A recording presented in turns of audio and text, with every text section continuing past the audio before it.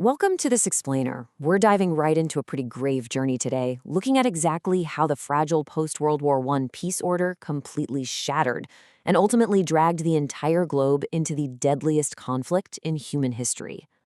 Here is our roadmap for today.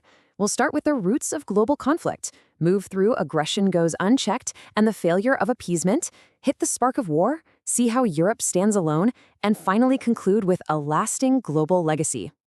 Section 1. Roots of Global Conflict. The fragile foundation of peace. Now, the road to war really starts with the immediate, messy aftermath of the First World War. Think about the Treaty of Versailles. It deeply, deeply humiliated Germany with punishing economic reparations, severe territorial losses, and that infamous war guilt clause. And then, right on the heels of those unresolved grievances, the Great Depression hits in 1929. This economic devastation completely destabilized fragile democratic governments all over the globe. Basically, it created incredibly fertile ground for dangerous fascist and militarist movements. Because, when populations are frightened and starving, they unfortunately become incredibly receptive to leaders who are promising national revival, order, and strength. This profound national humiliation fueled a very specific concept, revanchism. It's this deep-seated desire to reclaim lost territory and restore national prestige. Both Germany and Italy felt completely cheated of promised wartime gains. Italy, for instance, had actually fought alongside the Allies, but felt totally shortchanged by the peace settlements. So this driving force made them eager to just violently redraw the map of Europe. Section 2. Aggression goes unchecked. The Axis powers pursue empire. In the 1930s, the Axis powers went all in on pursuing empire to secure natural resources and geopolitical dominance. Lacking basic materials like oil and rubber, Japan brutally invaded Manchuria in 1931 and then launched a full-scale invasion of China by 1937. Meanwhile, Benito Mussolini was seeking his own imperial glory by invading Ethiopia in 1935. And this was a horrific campaign. Italy defied literally all international norms, going so far as to use poison gas against poorly armed Ethiopian defenders. It perfectly and tragically foreshadowed the massive scale of brutality that was yet to come. This unchecked expansion completely exposed the fatal flaw of what we call collective security. The League of Nations was supposed to embody this very idea, nations acting as one unified front to preserve the peace of all. But there was a huge problem. The League lacked its own institutional teeth. It had no military force. So without a standing army to actually back up its mandates, it proved utterly powerless to enforce collective security against major defiant powers like Japan and Italy. So, sensing this weakness, Adolf Hitler systematically dismantled the Treaty of Versailles step by step. He very carefully timed each aggression, from moving troops back into the Rhineland in 1936 to annexing Austria during the Anschluss in 1938, specifically to test Allied resolve. He just kept pushing the line, finding out again and again that the Western democracies were simply unwilling to risk an immediate war to stop him. Section 3. The failure of appeasement. The deadly compromise. The term for the Western diplomatic response to these expanding borders is appeasement. And to understand it, you've got to remember the context. Britain and France were completely exhausted from the First World War. They were absolutely terrified of another continental catastrophe. The trauma of the trenches was still incredibly fresh for them. So instead of firm confrontation, they adopted appeasement. They desperately hoped that just handing over territorial concessions would finally satisfy Axis ambitions before things spiraled into a full-scale war. Which leads us to, honestly, one of the most tragically ironic quotes in modern diplomatic history. British Prime Minister Neville Chamberlain uttered these extremely hopeful words, "Peace for our time," right after signing the Munich Agreement in September 1938. He had just conceded the Sudetenland region to Hitler, and get this, he did it without even consulting Czechoslovakia's own government. He truly, genuinely believed he had preserved the peace. Well, that hope didn't last long. Just 6 months after Chamberlain's big assurance of peace, Hitler marched right into the remainder of Czechoslovakia. This single act completely shattered the illusion of appeasement.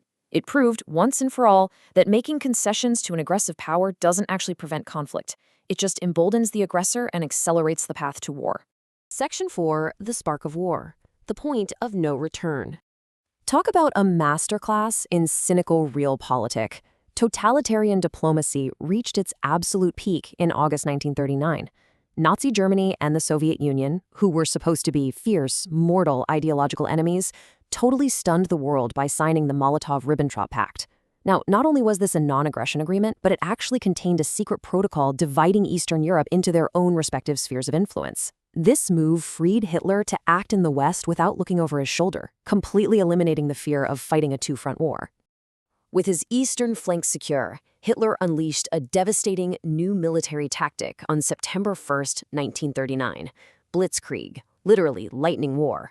By utilizing overwhelming force and rapid, highly coordinated attacks, Germany erased Poland from the map in just a matter of weeks, despite some incredibly fierce resistance from outnumbered Polish forces. And that was it. That was the spark. Within days, Britain and France finally, formally declared war. Now, while Europe was falling into chaos, we absolutely can't ignore the staggering human cost unfolding over in Asia. Between December 1937 and January 1938, Japanese forces perpetrated the rape of Nanking. Over 200,000 Chinese civilians were killed and assaulted. It horrified the international community and stands as one of the war's earliest and most gruesome documented mass atrocities. It really demonstrated the sheer, unbridled brutality of this global conflict. Section 5. Europe stands alone, the world engulfed. The speed of the expanding conflict was honestly breathtaking. France fell in a stunning, rapid 6-week campaign in June 1940. That left Britain entirely alone. That summer, the Royal Air Force heroically defended the skies against the Luftwaffe in the Battle of Britain, managing to prevent an invasion. But meanwhile, halfway across the globe, Japan ruthlessly exploited Europe's distraction to sweep across Southeast Asia and seize French and Dutch colonial holdings. So you might be wondering, where was the United States during all of this? Deeply entrenched in isolationism. After the total disillusionment of World War I, the U.S. passed neutrality acts specifically to stay out of foreign wars. But as Britain stood alone, the U.S. began this slow, cautious retreat from strict neutrality. By March 1941, they passed the Lend-Lease Act. This supplied critical military equipment to the Allied nations and signaled a massive commitment to defeating the Axis well before American troops ever actually entered direct combat. Section 6. A lasting global legacy. The lessons of the ashes. The legacy of this entire era is absolutely profound. The phrase, "another Munich," permanently entered our diplomatic vocabulary. It's a stark, permanent warning against yielding to an aggressor just to preserve a fragile peace.